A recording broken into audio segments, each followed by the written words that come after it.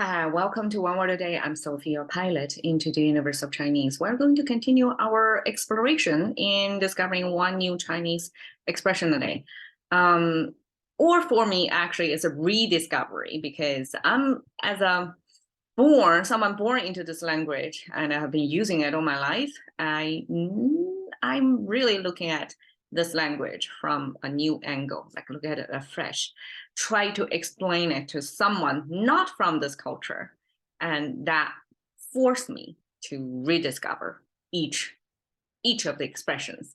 So yesterday we talked about 兴师动众, which I translated as overkill, because 师 and 众 represent the multitudes of people, and probably you're going to carry out some task, but you'll mobilize everyone that in your sphere to work on it, which a lot of times is unnecessary. More people doesn't equal to more productivity or whatever, right? So that's 兴师动众. And today we have a similar expression. Switch out the last two characters into 兴师问罪. If yesterday 兴师动众 is about overkill, generalized, 兴师问罪 actually is overkill in finding fault at somebody. So this is a situation when you want to blame somebody, you actually don't blame just one-on-one. You 兴师, you mobilize a bunch of people, multiple finger pointing at that one person, to be dramatically confrontational, so that you feel like your side is way oversized than your whatever opposing side. So that's a kind of overkill in accusing somebody. Okay, so again, 兴师, we have mobilized, and yesterday I translated as troops, but today I translated army, basically similar. So we have 兴, this three-finger hand symbol from the bottom of the screen coming in. That means almost like from your perspective, the language user's view, this is your hand in the lower bottom of the frame. And then from the upper top of the frame, coming in this three-finger hand symbol again, but it's the opposing side. So that means it's somebody else. So you're reaching out to your hand, somebody else is reaching out to their hand. So we're all reaching toward this same goal. And this goal sharing defined by this domain, this arch, that's kind of scoping out a space. Could either be geographic space or like a linguistic, like I'm speaking, trying to explaining what Chinese means to me and to non-Chinese speaker. Well, maybe Chinese learner to a certain degree, otherwise how are you going to be interested in this program, right? So the domain means a kind of a segregation from what's within and without, right? And within that scope, there is one, which is one horizontal line, means one mouse, one voice, one opinion, one goal. So that's the goal setting, everybody reaching out toward the same goal. And before I translate it as synergy, because you're all reaching out to the same goal, right? Everybody aligned in their mission, that's synergy. And that's also what would happen when you try to mobilize people. You align people's, goal toward the same one. So that's how you mobilize people as well. And in this case, when it paired with 兴师, if we translate it as army or troops, a group of people, multiple minds, grouping together under the same mission, then if you're doing that to them, you're aligning everybody's goal, that's mobilizing them.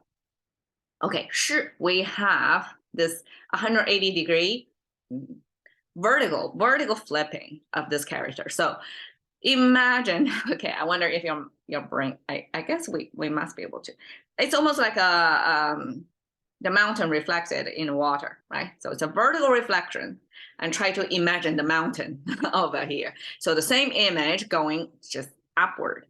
That's our character 智, because it looks like a plant, this trident looking thing growing on the ground. This horizontal line is the ground level. So when in a Chinese character frame, one horizontal line is on the top of the frame. Normally we view that as the sky line, like sky limit.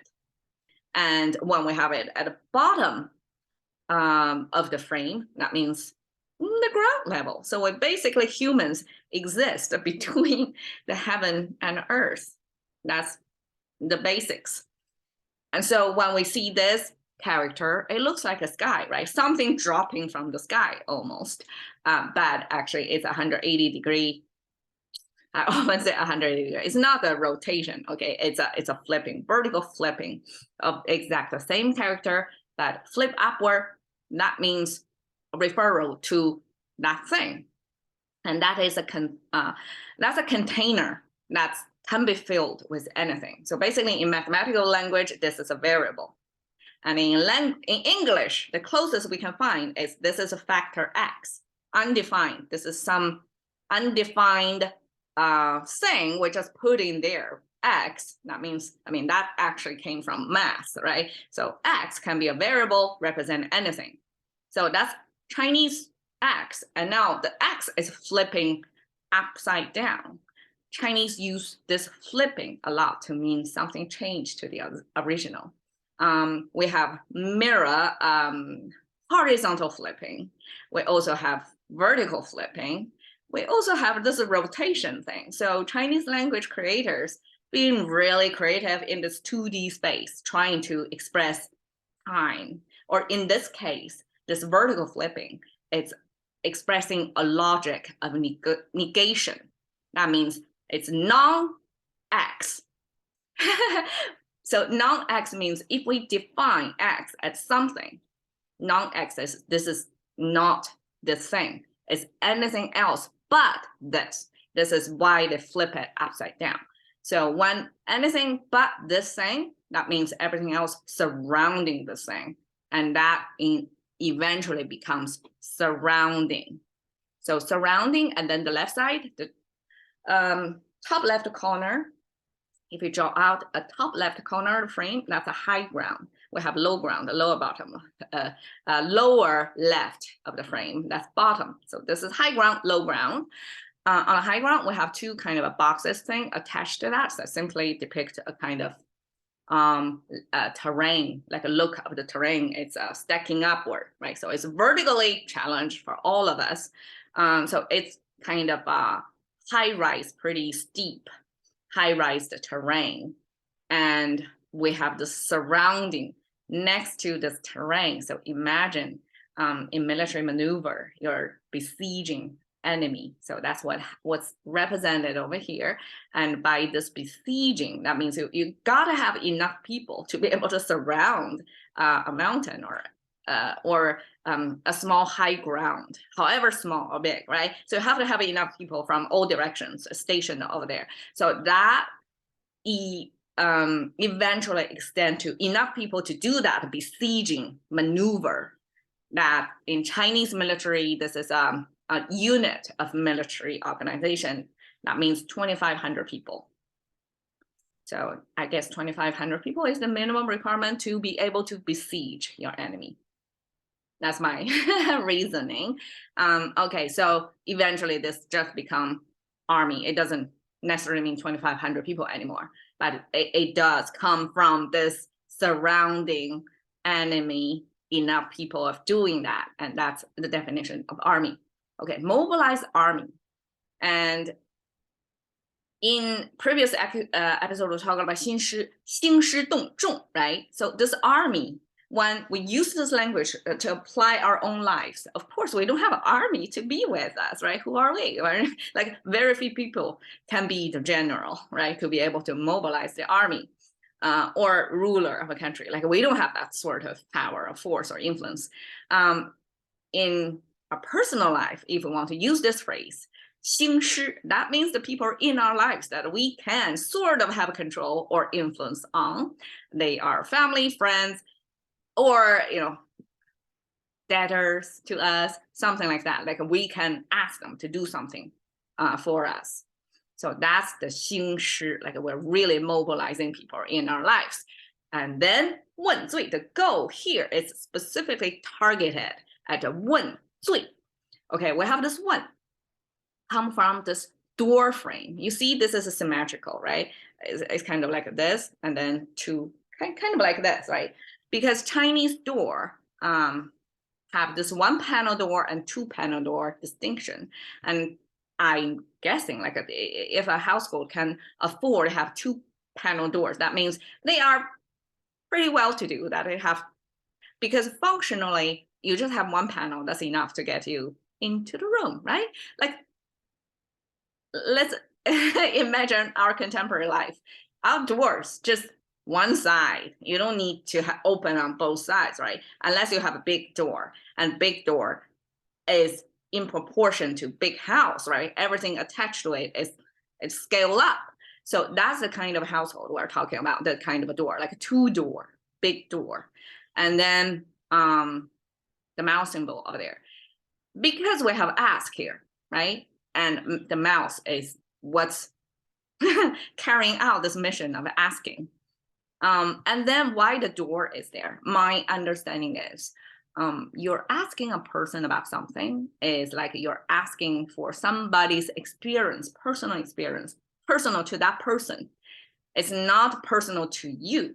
So you are, in essence, a secondhand information receiver. So it's almost like from you and that person's reality, there's a door separated you from directly experiencing, like either seeing or touching or just doing on the other side of the door. Like you were not there. All you get is asking and to try to imagine. And of course, whenever we ask somebody something, it's filtered twice. That person tell you their version of the story, and when you hear it, you receive it biased by your own filter. So it's like a double filtered information coming to you secondhand. And so that's the definition of ask. And we often pair ask, fault. Instead of, in English, we have find fault, right? Your intention is to find somebody at fault. And so therefore you use find fault. But Chinese use ask fault. Again, there is this kind of interrogation action happening. Like you're, in order for you to find fault in them, you have to first ask, have to have this conversation or even debate to accuse and defend, have this back and forth for you finally to define them if they are faulty. So you do give them a chance to speak. So Chinese use 问罪. Okay. When we talk about flipping horizontally, there we go. Exactly that. You see, exact mirror image vertically flipped, mirrored, instead of this is horizontal, vertically. I mean, this is horizontally flipped, this is vertically. And this is a Chinese way to negate. It's like we have this side and then we mirror it to the other side, almost like a parallel universe. So one is illusion, or one is imagined, one is the parallel, is not the reality we are in. So that's Chinese negation. And then there is this arch again, just like this arch, but full framed over here, right? And then have two cross signs over there. So two cross signs means we just use two crosses to give you a pattern that looks like a net, that looks just like a net. I mean, contemporary Chinese, we don't have this luxury of draw out the whole thing. We just simplify it into a pretty prosthetic, like a 3 cells in an Excel spreadsheet. That looks like the 3 cells bolded, highlighted, like that. But Chinese originally using this cross that represent more realistically of the net structure, right? Which is mostly looking like this. So we have this net and then this negation. Well, if I don't do this as a language user, I will say, okay, so this means somebody who did something wrong, and therefore that person get nested, get like captured or contained, because they negate, like society negate them. They did something wrong according to society's standard, right? So that's my contemporary reading. But when I check into this word, it actually originally came from, it was represented, this guilt or this fault was written in a different way. but because that way looks too similar as the emperor, as the ruler of the country, the two Chinese characters happen to, like they came from different sources, right? But they happen to visually kind of getting confusing to people.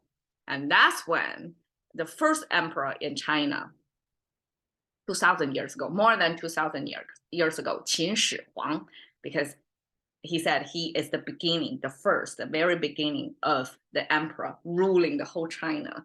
And indeed, his lifetime was spent on building up his army so that he can win all the battles and demise the other 6 coexisting powers on the land of China and back then. So expanded his ruling, and he got a whole act of a standardization, because to build a whole unified country, they need to share the same, like a freeway system, the same route for the cart, so same width of the route, things like that, or having the same kind of currency, speaking the same kind of language, all kinds of things he standardized. So he's the beginning, very big. He laid the foundation of generations of dynasties afterward. So he's a Qin Shi Huang. He's a guy who built that underground tomb with tens of thousands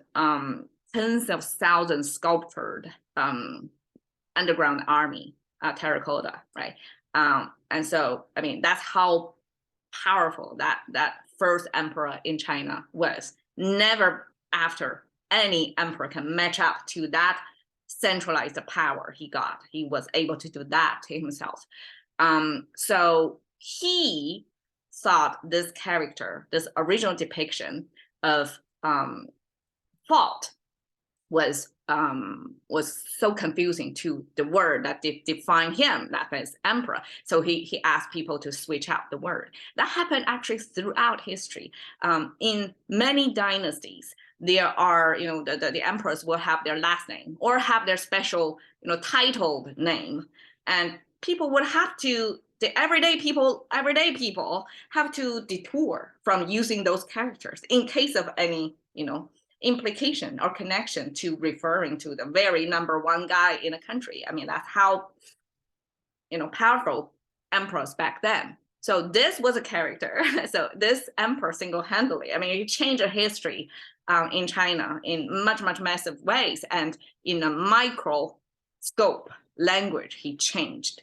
He switched out the original character that defined guilt or fault into this one, which also makes sense as well. But it was not organic, or it was like artificially defined, like, let's use this one. It's kind of explainable and makes sense, and therefore, and totally looks different from the character of emperor. Therefore, this one all of a sudden switch out. That's the very interesting history of the middle birth. It's one artificially and also recorded. We can trace back to exactly who and why it happened this way. So this is 罪. 兴师问罪 simply means you're accusing somebody, but in an overkill style. A lot of times in our lives, we cannot really mobilize our relatives to do things. So, I mean, it happened in China a lot, at least in my parents' generation, that, relationships was still, because it was a new social structure, basically, back then. Ancient teachings was wiped out. So people don't really know how to behave themselves within the domestic space. So when husband and wife, they got into conflict, a lot of times the wife side, or maybe husband side too, wife side will will mobilize the wife's family. Like a lot of times the wives got siblings, brothers, right, cousins, coming over, room full of people coming over, 10-to-1 scale, facing that one poor guy husband.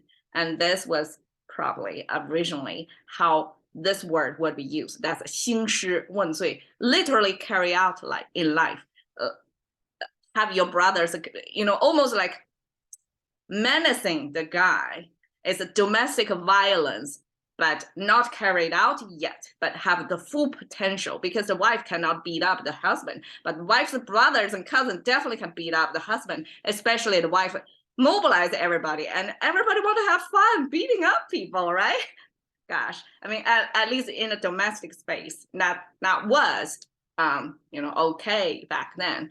As long as you don't rebel against the government, right? You beat up your husband, go for it. So that was then. I didn't personally experience that.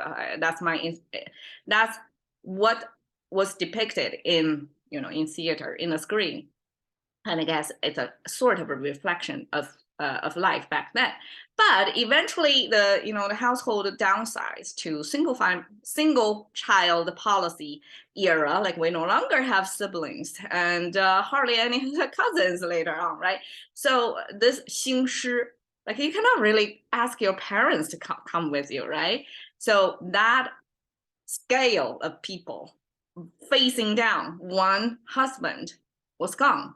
So 兴师问罪 eventually carried the meaning of the wife kind of amp out on the rage level, or super exaggerating how unjustified or hurtful she experienced to accused. So it's kind of a max out her what do you call it?